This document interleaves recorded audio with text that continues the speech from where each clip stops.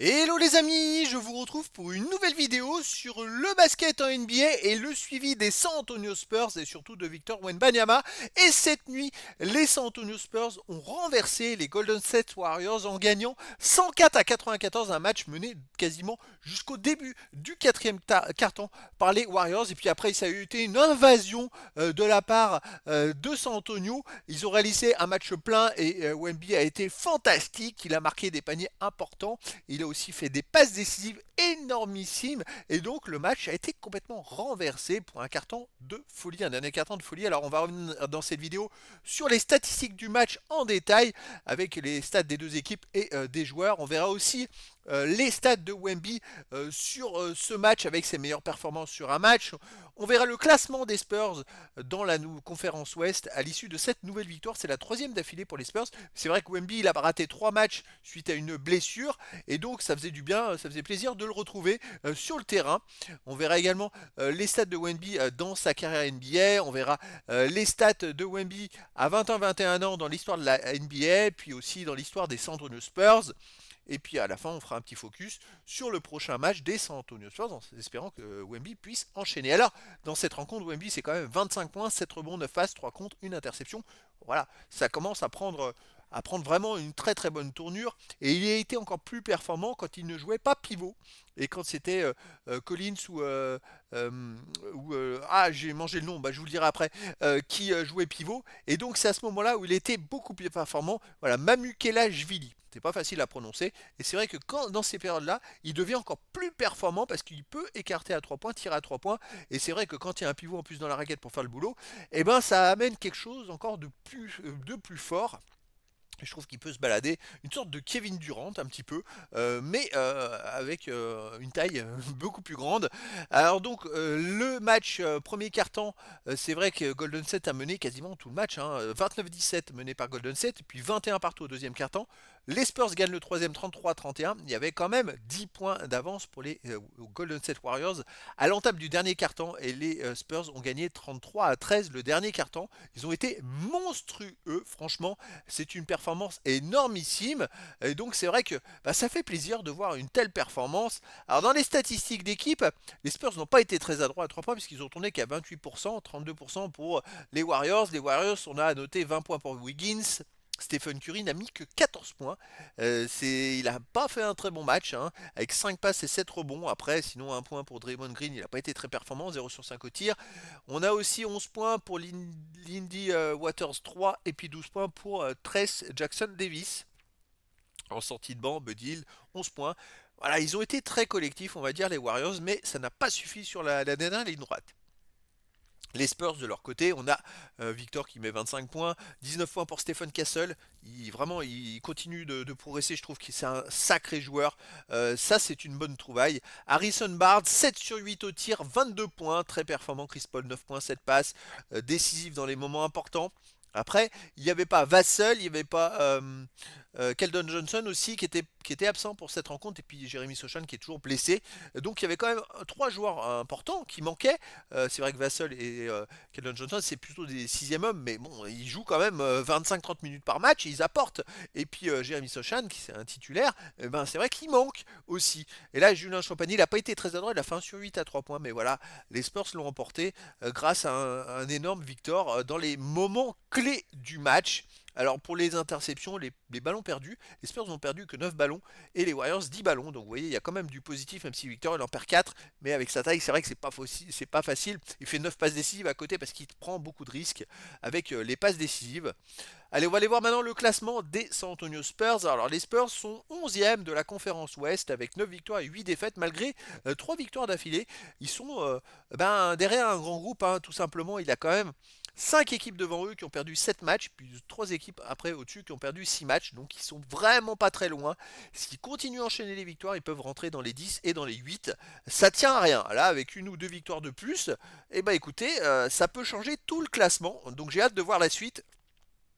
Et c'est vrai que cette saison, elle devient quand même beaucoup plus passionnante que la dernière. Après, ça progresse, il y a beaucoup de jeunes joueurs et ça progresse énormément côté des Spurs. Alors au niveau des stats de Wemby, il a joué 34 minutes, il a mis 25 points. Il a pris aucun rebond offensif, 7 rebonds défensifs, total rebond 7. Bon, c'est un peu moins que d'habitude. Il fait 9 passes décisives, ça par contre ça a été très performant. Et une passe décisive de son record, une interception, 3 contres et également 4 ballons perdus, 3 fautes, plus 16 quand il est sur le terrain, 9 sur 20 au tir, 4 sur 13 à 3 points, 3 sur 4 au lancer franc. Bon, il fait quand même un énorme match, un gros match, ça fait plaisir. Les stats dans sa saison NBA, sa carrière, on a les deux moyennes 2024-2025 et 2023-2024 qu'on peut comparer. Ça y est, là, il a pris son rythme de croisière. Il est à 22,9 par match. C'est vrai que les 10 premiers matchs, je crois qu'il tourne à 17 points, 18 points. Mais c'est pareil, il a fallu qu'il se lance. La saison passée, ça a été pareil. Donc là, il marque plus de points. Les rebonds, il en prend un peu moins, 10-2. Les passes décisives, 3,3. Mais ça va remonter avec le match qu'il a fait. Interception 1,3. Et les comptes, pareil que l'année passée, 3,6. C'est quand même une grosse performance, ça fait plaisir. Moi, je pense sincèrement qu'il peut tourner à plus de 25 points par match en plus. Mais voilà, il continue de progresser, c'est très intéressant. Et ses coéquipiers aussi, ce qui le mettent en valeur énormément. Alors on continue les stats de Wemby dans la NBA. Alors, arrêté à 20 ans, bon, je ne vais pas forcément revenir dessus puisqu'elles ne vont pas trop évoluer. Il est quand même 8e contreur à 20 ans de l'histoire de la NBA. C'est quand même une sacrée performance alors qu'il a joué que la saison de 20 ans. Et je suis sûr que devant lui, c'était des joueurs qui ont fait 2 saisons, hein, je précise. Hein. Sinon, là, il gagne encore des places hein, grâce à ce match. Il est maintenant il gagne 3 places au nombre de points, il est 114e. La saison passée a fini 48e, on va espérer qu'il progresse. Sinon, les 3 points marqués, il gagne encore 5 places, il est 67e. La saison passée, il était 42e. C'est quand même énorme pour un grand. 68e aux 3 points tentés, 69e au rebond défensif. 34e la saison passée, 88e au total rebond. Ça progresse, il gagne une place. Sinon les contres, ben écoutez, il est 13e. Pour l'instant, il n'a pas gagné de place, même si voilà, il va continuer. L'année passée, il a fini 8e. On peut espérer qu'il rentre dans les 5 dès cette saison. Là, il est 13e. Et c'est vrai que bah, hâte de voir la suite parce que il va jouer quand même pas mal de matchs. Il manque, on en est qu'au. Alors là, je crois que c'est le 16e ou 17e. Bref, il reste plus de 50 matchs à jouer cette saison. Et donc, ça peut augmenter ses statistiques. Donc voilà, des stats qui continuent de progresser. Moi, j'espère qu'il va être dans les 100 un peu de partout. Les games et les minutes, vous voyez, en game, en match, il est qu'à 341e alors qu'il est au-delà, il est dans les 100 premiers dans plein de stats, ce qui est énormissime parce qu'il a joué beaucoup moins de matchs que pas mal de joueurs. Alors les stats dans l'histoire des San Antonio Spurs, ça aussi c'est super sympa à analyser puisqu'on a du Tony Parker qui a commencé à 19 ans. Hein, et bien Victor, il va continuer, il va rattraper vite pas mal de stats. Alors il est meilleur contreur à 21 ans, à 20 ans il est meilleur contreur et meilleur rebondeur défensif. À 21 ans, il est pour l'instant toujours meilleur contreur, il en a même 100 d'avance sur le deuxième, c'est quand même pas rien. Et même à 22 ans, il lui manque 26 comptes pour dépasser Tim Duncan à 22 ans, ce qui est quand même exceptionnel. Sinon, je vois qu'il a gagné une place dans les rebonds défensifs. Bon, il est deuxième derrière Mark Burning. Il en a 125 rebonds défensifs de Mark Burning. Vous voyez, il manque pas grand chose hein, pour dépasser. Et en fait, 125 rebonds en 15 matchs, il peut le dépasser. Pareil, les 3 points marqués, il lui manque 35 points, 35 paniers à 3 points marqués pour dépasser Tony Parker qui en avait 205 à 21 ans. Donc j'ai hâte de voir la suite. C'est vrai qu'il faudra que je mette les stats à jour aussi à 22 ans, les amis. Voilà, ça va être la petite différence. Je vais mettre toutes les stats, j'essaye de revenir dessus. C'est vrai que ça prend beaucoup de temps. Pareil pour les stats.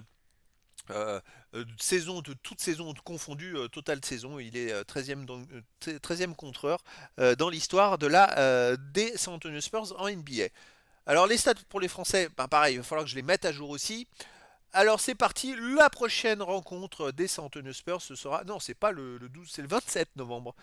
Petite précision, je vais le corriger en direct. 27 novembre et ce sera à 3 heures du matin, heure française les amis. Donc c'est quand même très important. Et les San Antonio Spurs vont jouer chez les Utah Jazz. Utah Jazz qui réalise un très mauvais début de saison.